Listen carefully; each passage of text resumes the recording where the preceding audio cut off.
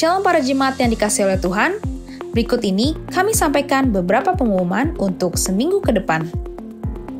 Pada hari Minggu, ibadah raya diadakan pada pukul 9 pagi dan pukul 4 sore di lantai 2. Ibadah sekolah minggu diadakan pada pukul 9 pagi dan pukul 4 sore di lantai 3. Ibadah gabungan GC dan Youth diadakan pada pukul 9 pagi di lantai 3. Bagi kalian, para generasi muda yang berusia 13-19 tahun dapat bergabung dan beribadah bersama di tempat ini. Ibadah WBI diadakan pada hari Sabtu minggu keempat pukul 10 pagi di lantai 2. Doa Fajar diadakan pada setiap hari Sabtu minggu kedua dan minggu ketiga pukul 6 pagi. Untuk KUL WBI dan UMAS diadakan pada setiap Sabtu minggu kedua pukul 10 pagi. KUL Sekolah Minggu diadakan setiap hari Sabtu pukul 4 sore di ruang ibadah sekolah minggu. Untuk ibadahku dapat menghubungi Ibu Siska Ginting atau Bapak Okta. Di sini, para jemaat dapat bersatu hati dalam memuji, memuliakan nama Tuhan, serta saling sharing firman Tuhan dan menguatkan satu sama lain di setiap rumah-rumah. Dan untuk pelayanan jemaat seperti pernikahan, penghiburan, dan baptisan air dapat menghubungi Bapak Okta di sekretariat. Agar mendapatkan informasi-informasi yang lebih lanjut, para jemaat dapat mengikuti media sosial GBI Ciputat Mega Mall yang tertera di bawah ini. Stay connected with us. Demikian pengumuman yang dapat kami sampaikan. Selamat hari Minggu, Tuhan Yesus memberkati.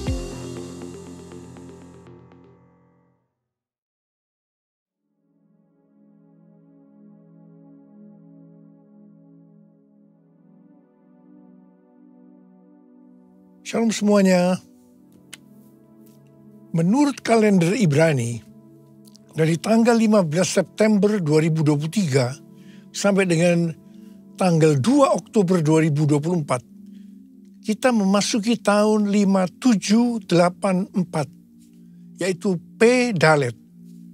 P Dalet artinya 84. Angka 80 menggambarkan mulut. Tuhan kembali mengingatkan tentang peranan mulut kita. Biarlah mulut kita dipakai untuk memuliakan Tuhan, menjauh dari segala kejahatan, dan saling membangun sesama kita. Kalau kita membaca dari Yohanes 8 ayat 43 sampai dengan 44, apakah sebabnya kamu tidak mengerti bahasaku? Sebab kamu tidak dapat menangkap firmanku. Iblislah yang menjadi bapamu, dan kamu ingin melakukan keinginan-keinginan bapamu. Ia adalah pembunuh manusia sejak semula, dan tidak hidup dalam kebenaran. Sebab di dalam dia memang tidak ada kebenaran. Apabila ia berkata dusta, ia berkata atas kehendaknya sendiri. Sebab ia adalah pendusta dan bapa segala dusta. Saudara, saya mau ingatkan kepada kita. Tuhan mengingatkan kepada kita, jangan berdusta. Iblis adalah pendusta dan bapa dari segala dusta. Kalau kita sering berdusta, itu berarti bapa kita adalah iblis. Saya percaya kita akan mengerti semua ini. Dan saya berdoa, tinggalkan segala macam dusta. Ikuti kehendak Tuhan hari-hari ini. Kalau kita membaca Mazmur 34 ayat 13 sampai dengan 15. Siapakah orang yang menyukai hidup, yang mengingini umur panjang untuk menikmati yang baik?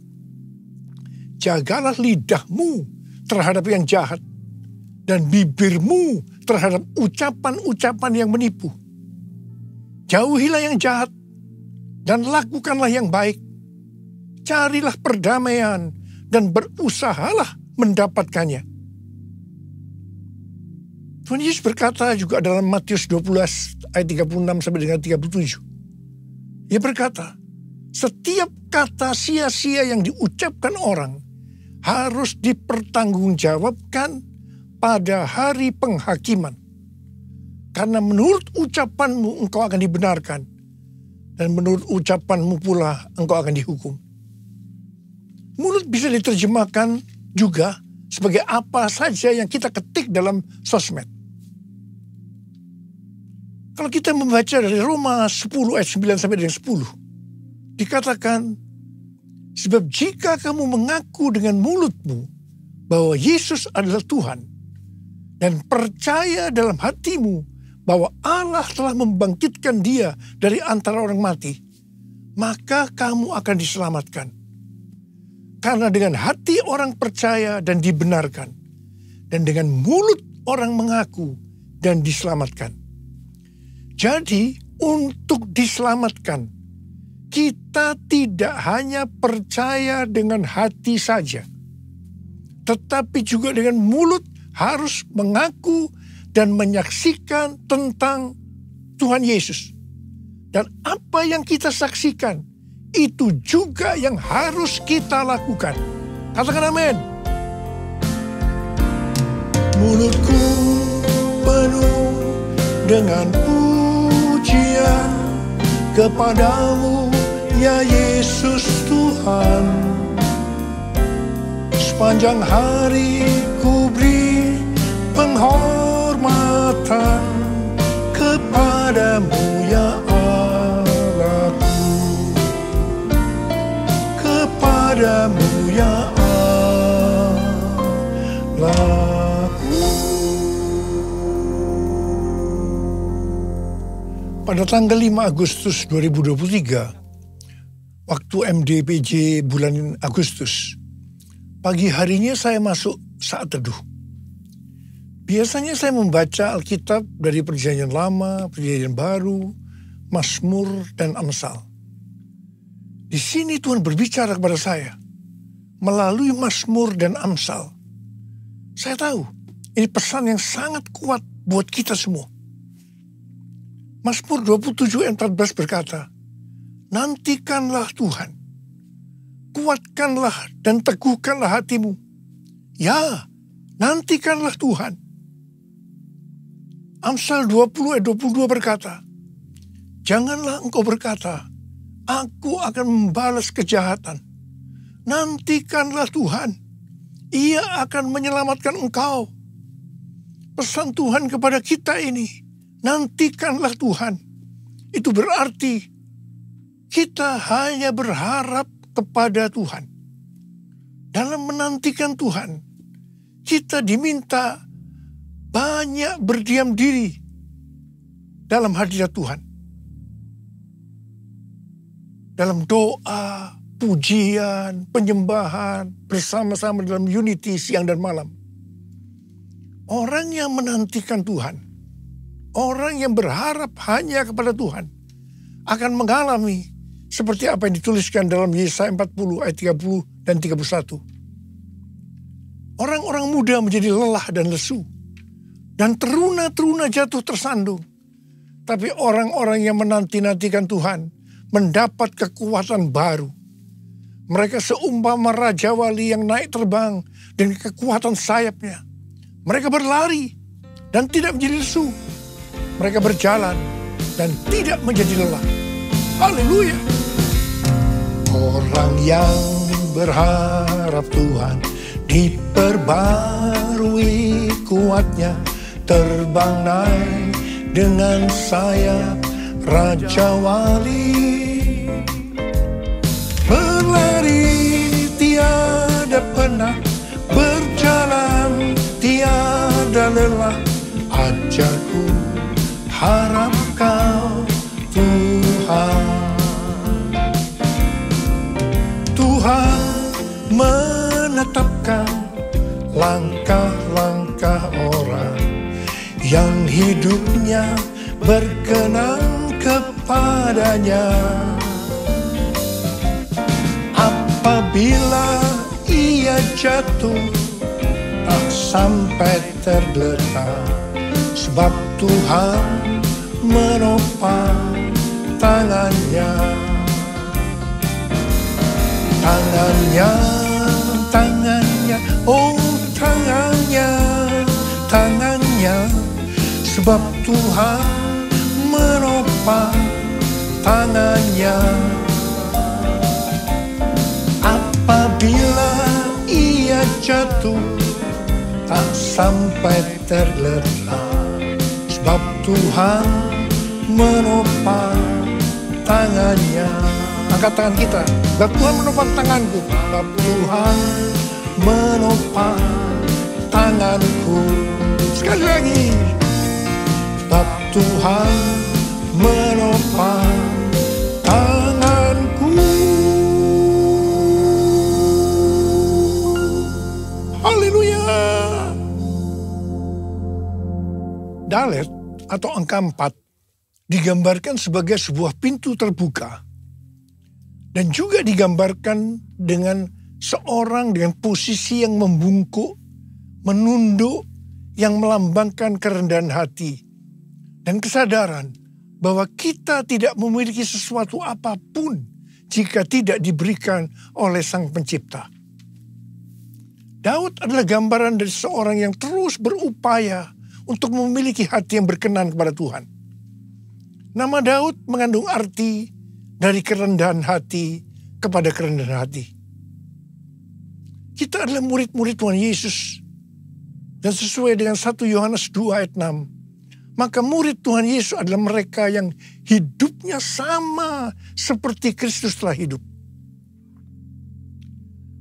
Dalam Filipi 2 ayat 5 sampai dengan 11 dikatakan, hendaklah kamu dalam hidupmu bersama menaruh pikiran dan perasaan yang terdapat juga dalam Kristus Yesus, yang walaupun dalam rupa Allah tidak menganggap kesetaraan dengan Allah itu sebagai milik yang harus dipertahankan, melainkan telah mengosongkan dirinya sendiri dan mengambil rupa seorang hamba dan menjadi sama dengan manusia. Dan dalam keadaan sebagai manusia, ia telah merendahkan dirinya dan taat sampai mati, bahkan sampai mati di kayu salib. Itulah sebabnya Allah sangat meninggikan dia dan mengaruniakan kepadanya nama di atas segala nama, supaya dalam nama Yesus bertekuk lutut segala yang ada di langit dan yang ada di atas bumi dan yang ada di bawah bumi, dan segala lidah mengaku Yesus Kristus adalah Tuhan, bagi kemuliaan Allah Bapa. Di sini Tuhan Yesus mengajarkan kepada kita tentang kerendahan hati.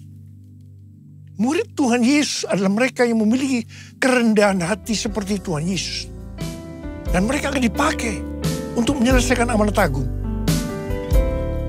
Ku mau hidup seturut kehendak Tuhan. Ku mau memberi semua yang ku dapat berikan.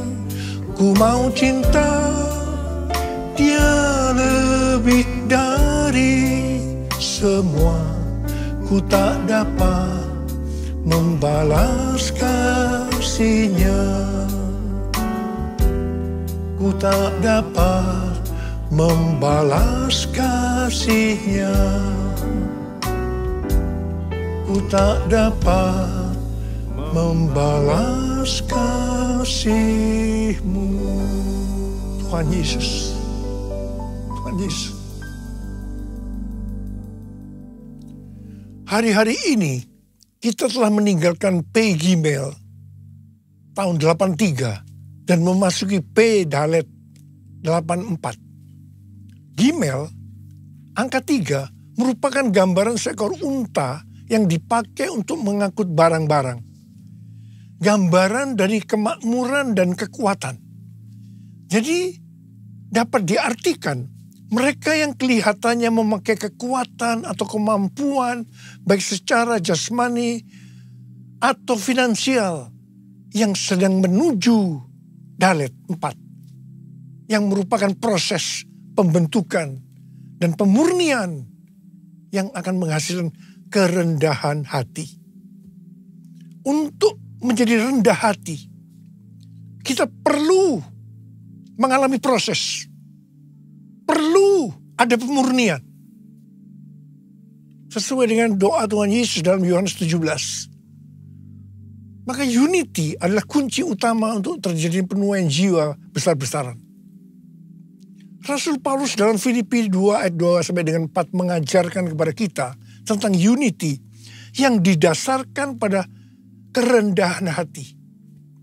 Di situ dikatakan, hendaklah kamu sehati sepikir dalam satu kasih, satu jiwa, satu tujuan, dengan tidak mencari kepentingan sendiri atau puji-pujian yang sia-sia.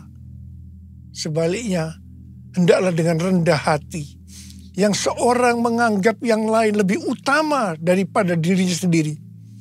Dan janganlah tiap-tiap orang hanya memperhatikan kepentingannya sendiri, tetapi kepentingan orang lain juga.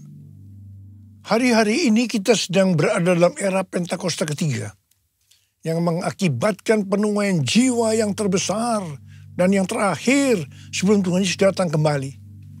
Kita harus unity supaya terjadi kolaborasi. Tembok Yerikho dunia terlalu besar untuk dapat diruntuhkan kalau sendiri-sendiri. Belum lagi masing-masing aliran kekristenan memiliki banyak kelemahan. Namun kalau berkolaborasi, tembok Yerikho dunia tadi akan lebih mudah untuk diruntuhkan. Amin. Memasuki usia 35 tahun dari gereja kita, GBI Jalan Jenderal Gatot Subroto, kita diingatkan bahwa DNA gereja kita adalah restorasi Pondok Daud, yaitu doa, pujian, penyembahan bersama-sama dalam unity siang dan malam. Pondok Daud direstorasi supaya terjadi penuaian jiwa besar-besaran. Ternyata restorasi Pondok Daud ini untuk mempersiapkan Pentakosta ketiga.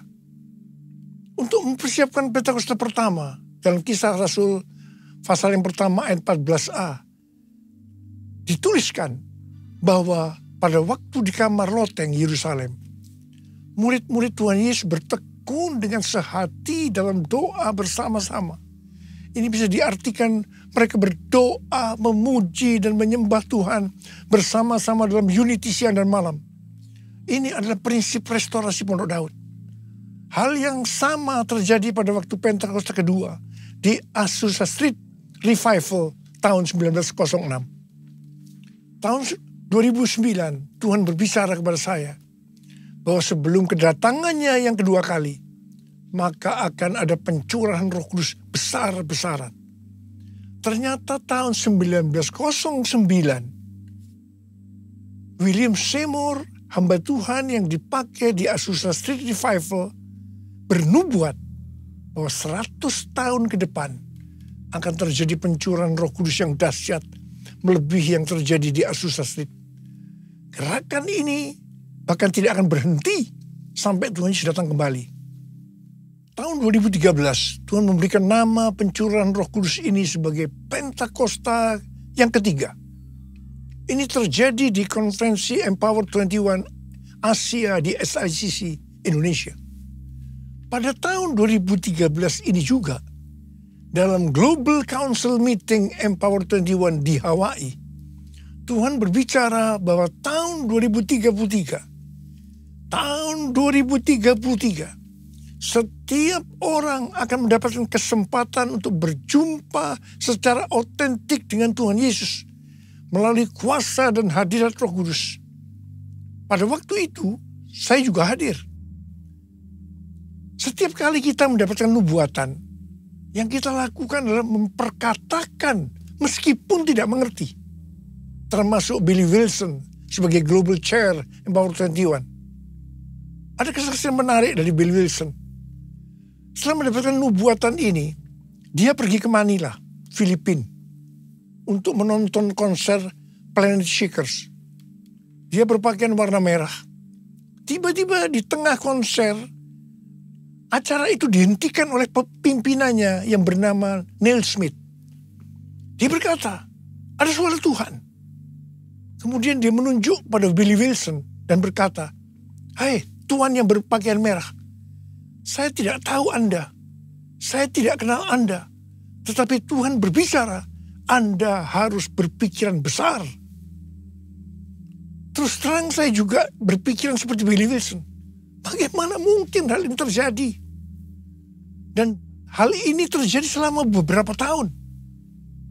Bulan Mei tahun 2022, ada World Prayer Assembly di lantai 11 SICC Tower yang dilaksanakan secara hybrid.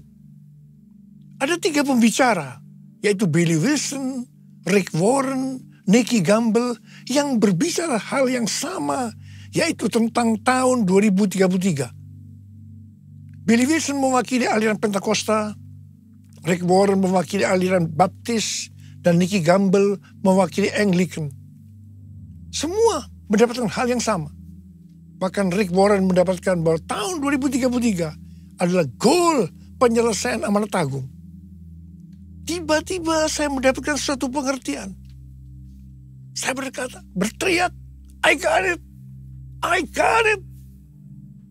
Pada waktu di EPT bulan Juli 2022, yaitu saat dimulainya pembangunan EPT, Azusa Street Prayer Tower, saya bersaksi tentang hal ini. Billy Wilson juga ada di sana.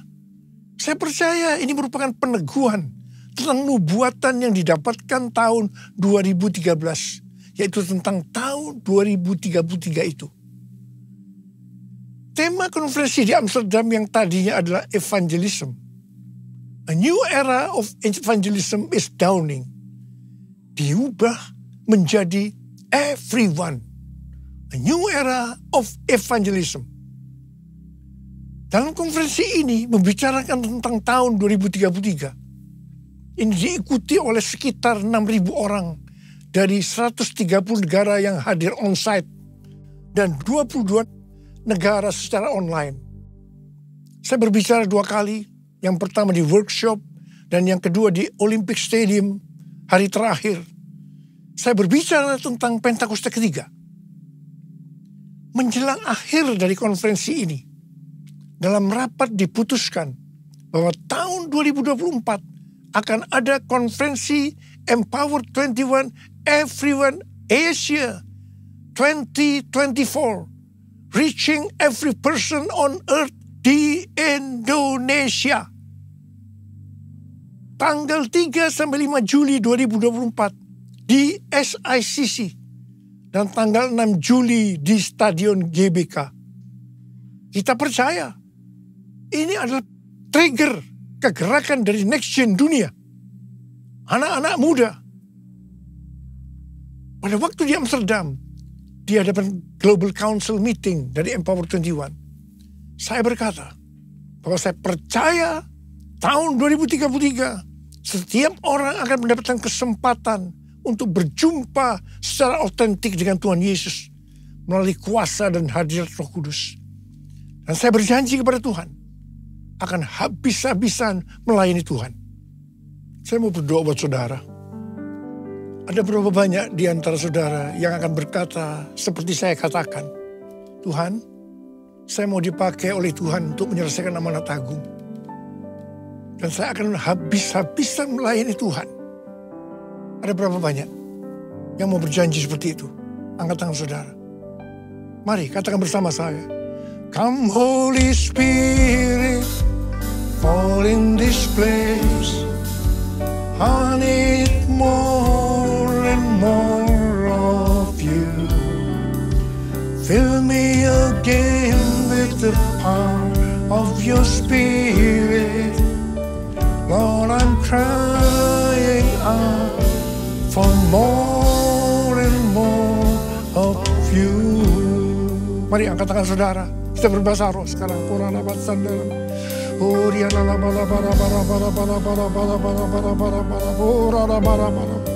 Tuhan, curahkan rohmu. Curahkan rohmu, urapi kami Tuhan. Urapi kami semua. Urapi kami ya Tuhan. Urapi untuk menyelesaikan amanat agung. Kami akan habis-habisan melayani Tuhan. Urapi kami. Urapi kami. Curahkanlah kuasa-Mu Tuhan. Mujizat terjadi di tempat ini. Curahkanlah kuasa-Mu Tuhan. mujizat terjadi sekarang ini. Sekali lagi katakan, curahkanlah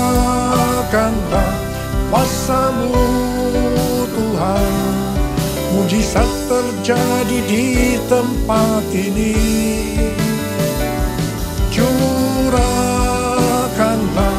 kuasa-Mu Tuhan, mujizat terjadi sekarang ini. Mujizat terjadi sekarang ini. Mujizat terjadi sekarang ini. Sekali lagi, mujizat terjadi sekarang ini.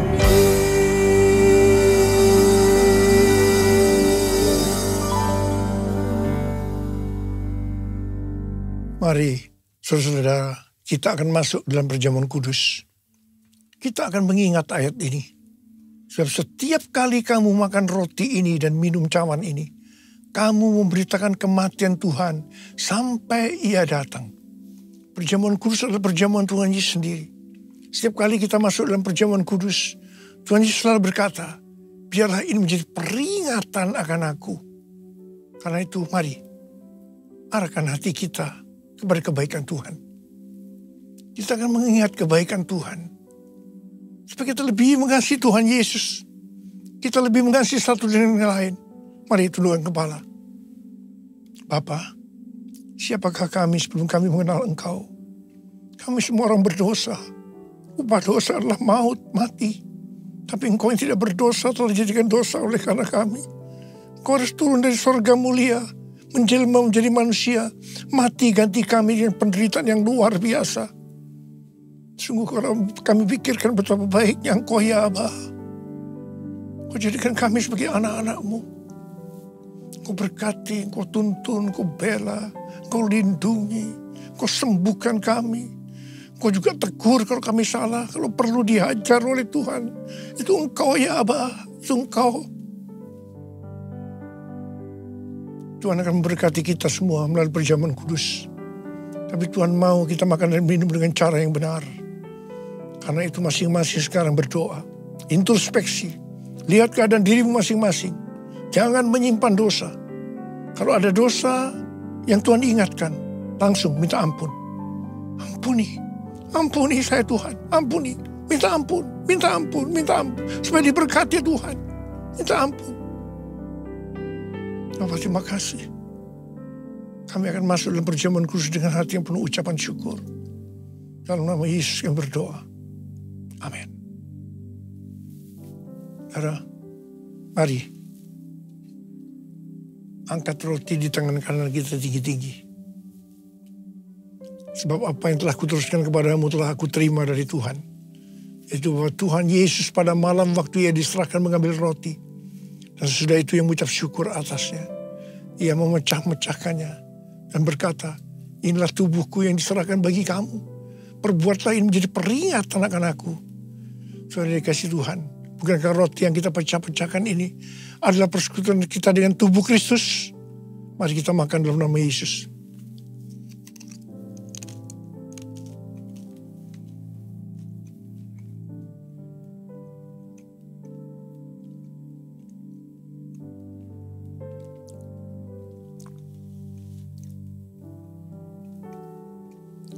Angkat cawan di tangan kanan kita tinggi-tinggi.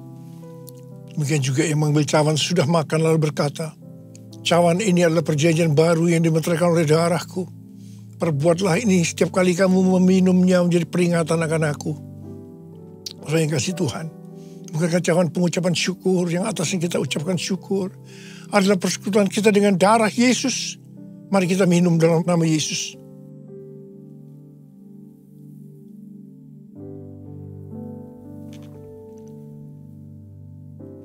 Angkat tangan kita di hadapan Tuhan. Ucapkan syukur dan terima kasih dengan suara. Jangan diam. Tuhan terima kasih. Terima kasih ya Tuhan. Terima kasih. Terima kasih ya Tuhan. Terima kasih ya Tuhan. Terima kasih. Oh radar bara bara bara bara bara bara. Oh rialala bara bara bara bara bara bara bara bara bara. Tuhan, Kau menyembuhkan yang sakit. Kau menyembuhkan yang sakit. Ya Tuhan, ya Tuhan. Tuhan, terima kasih. Kesembuhan terjadi. Terima kesembuhan. Terima. Terima kasih Tuhan. Oh, yang terikat dibebaskan. Oh, yang susah dihiburkan oleh Tuhan. Tuhan memberikan kita pengharapan yang baru. Terima kasih. Terima kasih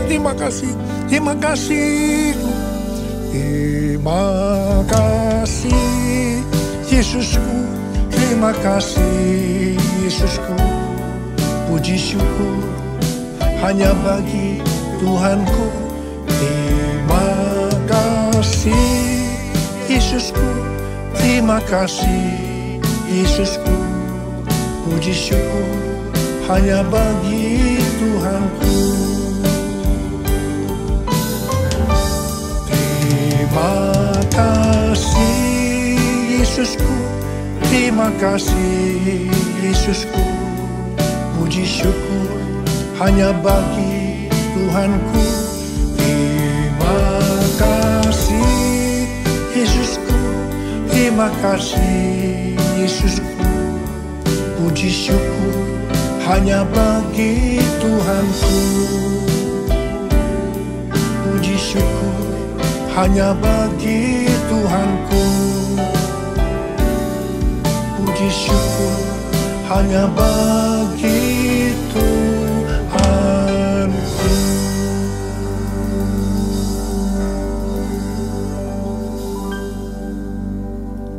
Terimalah berkat Tuhan. Kasih karunia yang berlimpah-limpah daripada Allah Bapa dalam Anak yang tunggal Yesus Kristus. Persekutuan yang manis dengan Roh Kudus menyertai kita semua mulai hari ini. Sampai Tuhan Yesus datang menjemput kita di awan-awan dan bahkan sampai selama-lamanya. Yang percaya bersama-sama katakan, Amin.